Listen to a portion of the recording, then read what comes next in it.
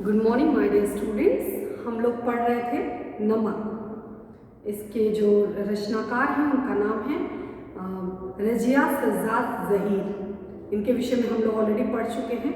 तो अध्याय में हम लोग सारांश के रूप में पढ़ रहे थे कि किस प्रकार जो सफ़िया है, सफ़िया नामक जो पात्र है, वो लाहौर अपने भाइयों से मिलने जाती हैं और वहाँ पर जब भेंट मुलाकात होती है 15 दिन का समय व्यतीत करने के पुनः उपरांत वह अपने भाइयों से मिलकर के लाहौर से पुनः वापस वो घर आने वाली होती है। तो इसी समय वह सामान को एक स्थान पर पैक कर रही होती हैं।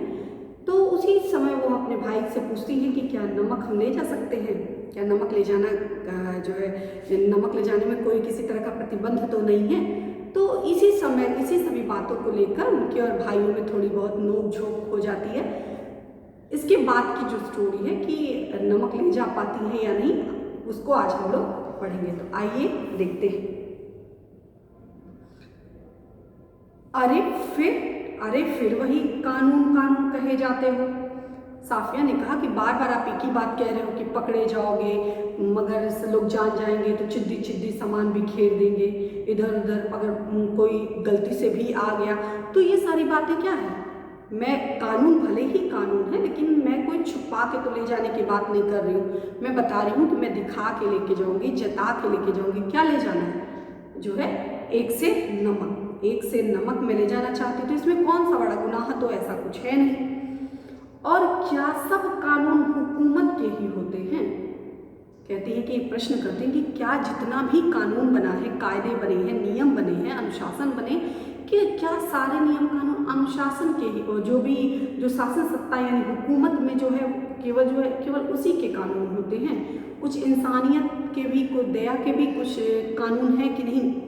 जो भी कानून है केवल हुकूमत वालों के ही कानून है। और क्या जो हुकूमत में बैठे हुए हुक्मरान हैं, जो हुकूमत यानी जो पद पर, जो शासन में बैठे हुए जो लोग हैं, क्या उनके पास दिल नहीं है? क्या वो छोटी सी बात को नहीं समझ सकते? क्या सब कानून हुकूमत के ही होते हैं? कुछ मोहब्बत माने प्रेम, मुरव्वत मतलब दया दिखाना, और आदमियत मतलब आप आदमी हो तो आपके अंदर आदमियत होती, इंसान हो तो इंसानियत मतलब मानवता। एक वर्ड आप कहेंगे तो मानवता इंसानियत के नहीं होते। बहन प्रश्न करती हैं कि क्या आप बताइए कि जितना भी है सब केवल हुक्मरानों के ही कानून चलते हैं, और क्या जो हुक्मरान है क्या उनके पास दिल नहीं होता? क्या कोई मोहब्बत का कोई कानून नहीं है, कोई प्रेम का कोई कानून नहीं है, कोई दया का कोई कानून नहीं है? कोई इन सब छोड़िए, मुल्क देश धर्म जात सब छोड़िए, बस आप ये बताइए क्या इंसान होने के नाते क्या इंसानियत का अपना कोई कानून नहीं बनता? क्या इंसानियत का कोई मतलब नहीं है कि क्या है इंसानियत? तो उस संदर्भ में कहते हैं आखिर कस्टम वाले भी तो इंसान ही हैं। जो लेखिका बताती है कि जो भी हो वो हम समझ गए, आपकी बात तो समझ गए, लेकिन ये समझिए कि जो कस्टम वाले होते हैं, हुक्मरान के कानून है ठीक है, लेकिन कस्टम वाले भी तो इंसान होते हैं। तो इंसान है तो इंसानियत का भी गुण उनके अंदर होना चाहिए। तो हमारी बात को समझना चाहिए। कोई मशीन तो होते नहीं है, ऐसा तो है नहीं कि वो मशीन है और जो कल पुर्जा जो भी उनके अंदर फीड कर दिया गया रोबोट की तरह, जो उनको मशीन जो भी उनको बता दिया गया उसके अलावा वो कुछ अपना दिमाग नहीं लगा सकते। ऐसा तो कुछ है नहीं, ऐसा तो नहीं। सब जितना भी कानून चलेगा सब जो है शासन सत्ता पर बैठे हुए लोगों के पास, अगर उन लोगों का भी चले तो क्या उनके पास जो है दिल नहीं है? क्या उनके पास जज्बात नहीं है? क्या उनके पास फीलिंग्स नहीं है? तो इस प्रकार जो है भाई और बहन में नोक झोंक जो है वो चलती रहती है। हाँ, वे मशीन तो नहीं होते, पर मैं आपको यकीन दिलाता हूँ वे शायर भी नहीं होते। जो है भाई जो है बहन पर कटाक्ष करते, क्योंकि बहन जो है वो साहित्यकार है, तो कटाक्ष करते हुए कहते हैं ये तो आपकी बात एकदम मैं जायज़ है, मैं मानता हूँ, आपकी बात से मैं समर्थन करता हूँ कि जो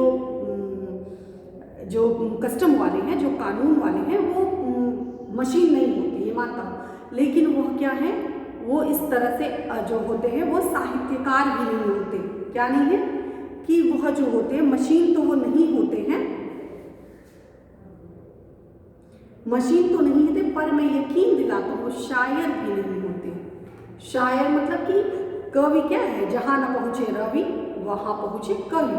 कवि क्या है, सोच के सागर से डूब करके मोती लाने वाला काम जो है। ऐसी बातें जिस पर जो है कभी विश्वास ना किया जा सके उस पर भी कविता जो है कवि लिख देते हैं, लेकिन उसका यथार्थ से कितना संबंध है ये नहीं कहा जा सकता। तो भाई अपनी बात पर जोर देते हुए कहते हैं कि तुम्हारी बात ठीक है, मैं मानता हूँ वो भी इंसान है, उनके अंदर भी इंसानियत है, जज्बात है, सब ठीक है, लेकिन इतना तुम समझ लो कि वो शायर भी नहीं है। ऐसा नहीं कि शायर है और तुम उनको गज़ल सुनाओगी, भावना दिखाओगी, अपनी बात रखोगी और तुम्हारी भावनाओं में वो पूरी तरह से बह जाएंगे और जैसा तुम कहोगे वैसा वो करते चले जाएंगे। ऐसा नहीं होने वाला। उनको तो अपनी ड्यूटी करनी है, उनको तो अपनी ड्यूटी करनी होती है। भाई बताते हैं कि तुम ठीक है, तुम जो कह रही तुम्हारी बात से समर्थन करता हूँ मैं, लेकिन ये भी जान लो कि वो शायर नहीं है और उनको उनके ऊपर भी कुछ गाइडलाइन है और उनको उन्हीं निर्देशों को पालन करना होता है। तो जैसा उनको बताया गया होता है वैसे ही दिशा निर्देश उनको दिया गया रहता है, वैसे ही दिशा निर्देशों को उनको पालन करना होता है और वो पालन करते हैं। अरे बाबा, तो मैं कब कह रही हूँ कि ड्यूटी ना करें। बहन जो है अपने भाई का प्रत्युत्तर देते हुए कहती हैं, साफिया प्रत्युत्तर देते हुए कहती है कि ठीक है, मैं समझ रही हूँ, तो मैंने मना थोड़ा ना किया कि वो ड्यूटी कर रहे हैं तो मैं उनको किसी तरह से उनके ड्यूटी में टोक डाल दूँ। ड्यूटी करें, मैं ड्यूटी बड़े ही मन से करें। एक तोहफा है, एक जो तोहफा मतलब एक गिफ्ट है, वो भी चंद पैसों का, एक छोटा सा गिफ्ट है, उपहार है और वो भी चंद पैसे मतलब कुछ रुपयों का। शौक से देख लें, कोई सोना चांदी नहीं है, स्मगल की हुई चीज़ नहीं है, ब्लैक मार्केट का माल नहीं है। बहन जो है अपने भाई के सामने तर्क रखती है कि मैं तुम्हारी बात को समझ रही हूँ, बात सही है, लेकिन मैं उनको ड्यूटी करने से थोड़ा ना रोकती हूँ। मैं सिर्फ ये बताना चाहती हूँ कि कुछ भावनाएं, कुछ चीज़ें हैं, मैं जो प्रेम की सौगात है और प्रेम की सौगात मैं बड़े ही प्रेम के साथ ले जाना चाहती हूँ।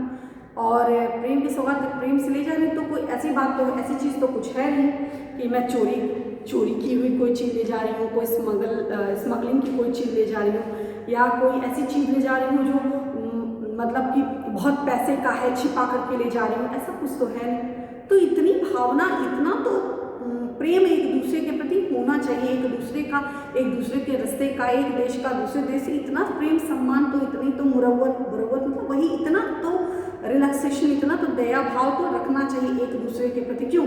एक इंसान होने के नाते दूसरे के जज्बातों को जो हमें केयर करना आना चाहिए। जो हमने आपको जब रज़िया सज्जाद ज़हीद के विषय में, जब उनके जीवन परिचय के विषय में हमने आपको बताया था, उसी समय बताया था कि इनकी जितनी भी रचनाएं हैं वो धर्म, जाति, लिंग, मजहब, इन भौगोलिक परिवेश, इन सबको काट करके अलग हो करके कहानियों की रचना करती हैं। ये बताती हैं कि जो भी ये समय सामाजिक सद्भाव है, सामाजिक समरसता जो है वो व्याप्त है।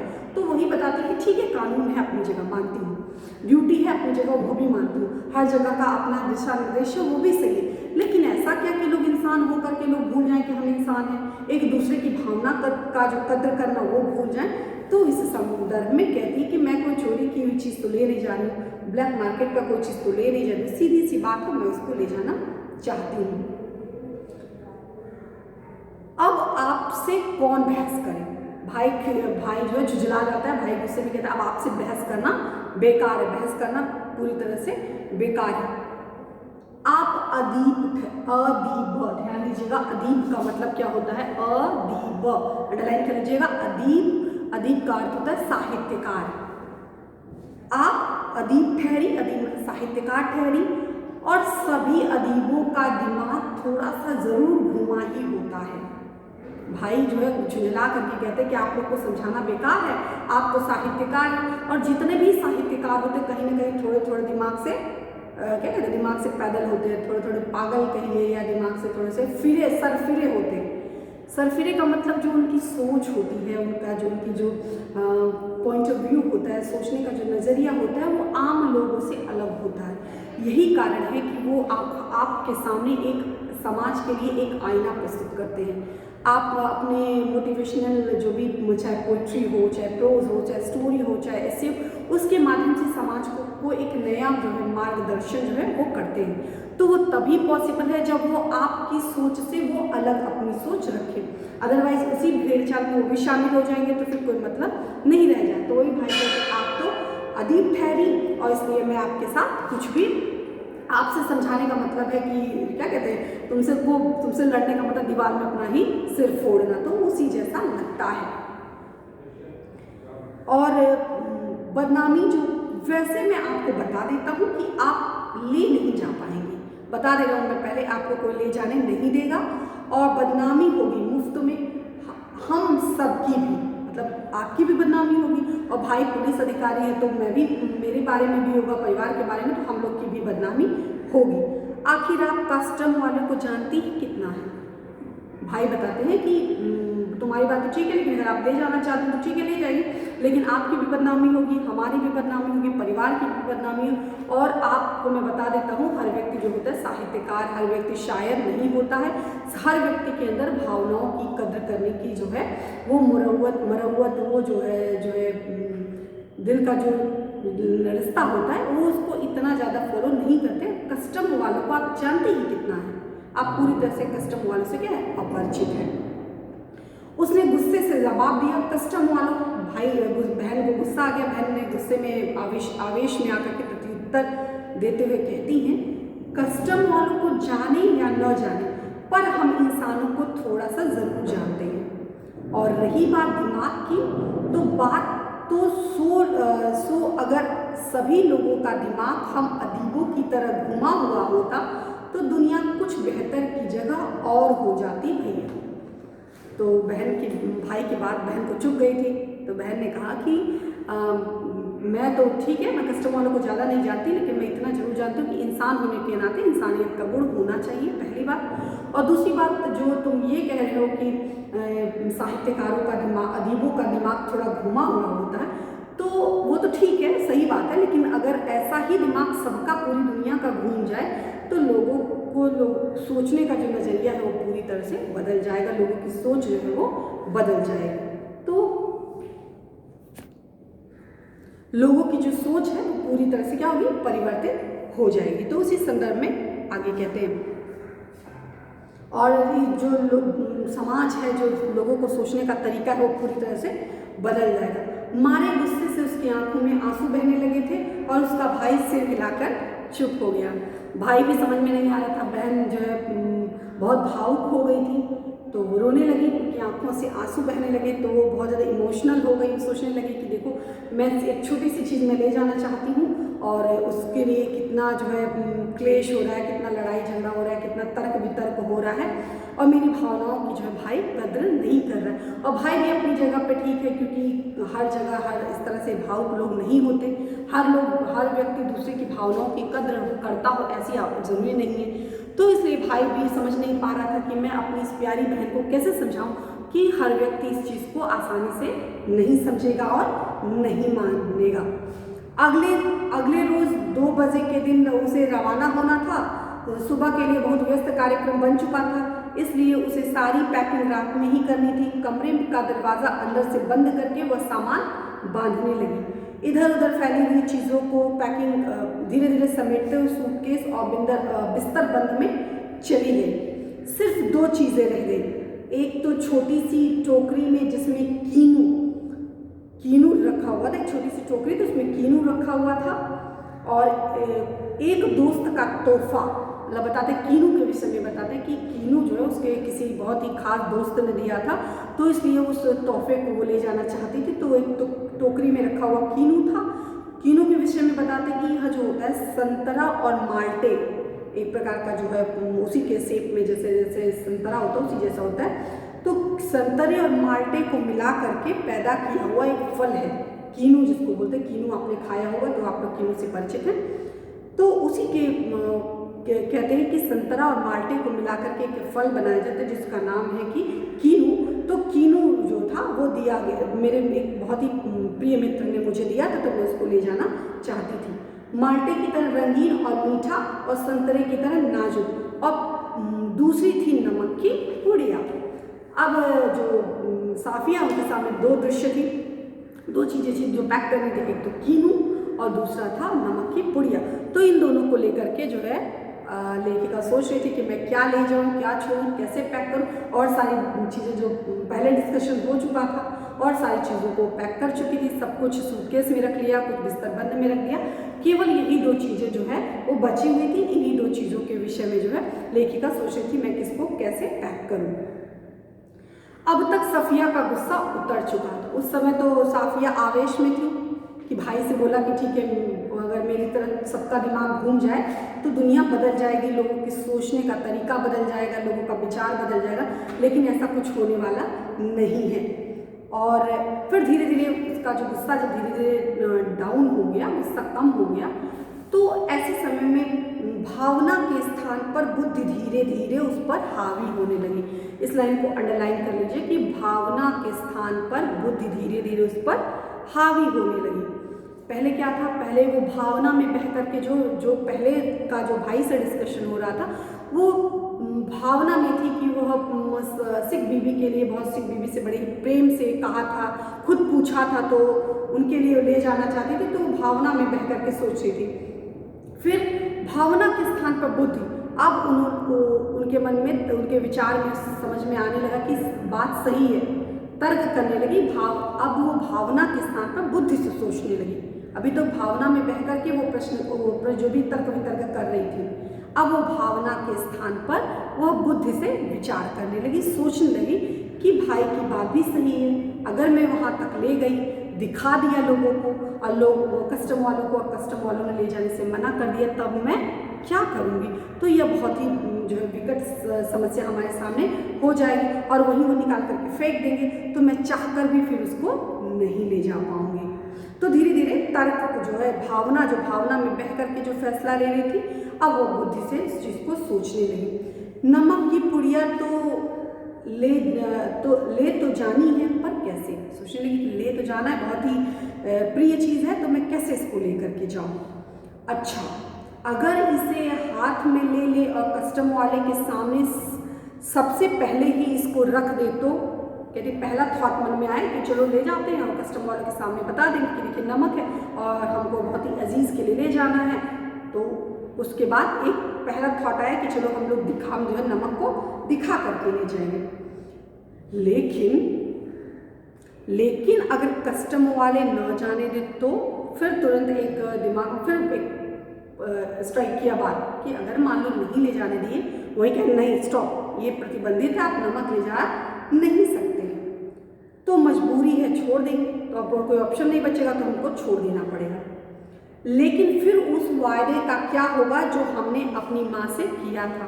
दिमाग सोचने लगी कि तब तो फिर क्या होगा, फिर मेरा वो वादा जो है वो पूरा नहीं हो पाएगा, जो वाला वायदा है, वादा तेरा वादा, तो वादा तेरा वादा जो है इनकम्प्लीट रह जाएगा। तो मैं कैसे वो जो अपनी माँ से वादा किया था, उस माँ के वायदे का क्या होगा। यहाँ पे एक समझने वाली बात है। देखिए, हम लोग क्या है, अपनी जो हमारी व्यक्तिगत माँ होती है, अपनी व्यक्तिगत माँ के जो वायदे होते हैं, उनको तो हम लोग पूरा करने के लिए तैयार ही नहीं होते। ये यहाँ बहुत ही दूर अपरिचित, इसीलिए कहते हैं कि अगर थोड़ा सा अदीबों का दिमाग घूम जाए तो दुनिया बहुत ही बदल जाएगी। क्योंकि वो दूसरे के लिए वो इतना प्रश्न कर रही है, भाई से विवाद कर दी, कस्टम वाले से भी लड़ने को तैयार हो गई, अपने तब से विचार करिए, ले जाए ना ले जाए, तरह तरह का उपाय सोची। ये एक अपरिचित व्यक्ति के लिए अगर वो कहीं सगी रहती तब वो क्या करती। ये प्रश्न हमारे सामने एक बहुत ही महत्वपूर्ण प्रश्न आता है कि हमारी सोच क्या है। हम तो शायद इतना प्रयत्न अपने वालों के लिए भी नहीं करते हुए ये जो अपरिचित व्यक्ति के लिए कर रही है। तो वह प्रेम, यह दया, वह मानवता, वह जो है अपनापन होना चाहिए।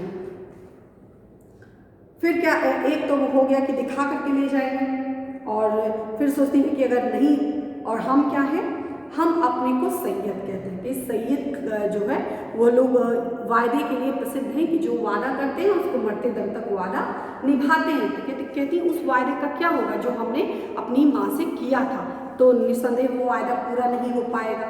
जब कस्टम अधिकारी को दिखाएंगे, वो कहेगा नहीं ले जाना है, तो वो चीज़ वहीं पर छूट जाएगी।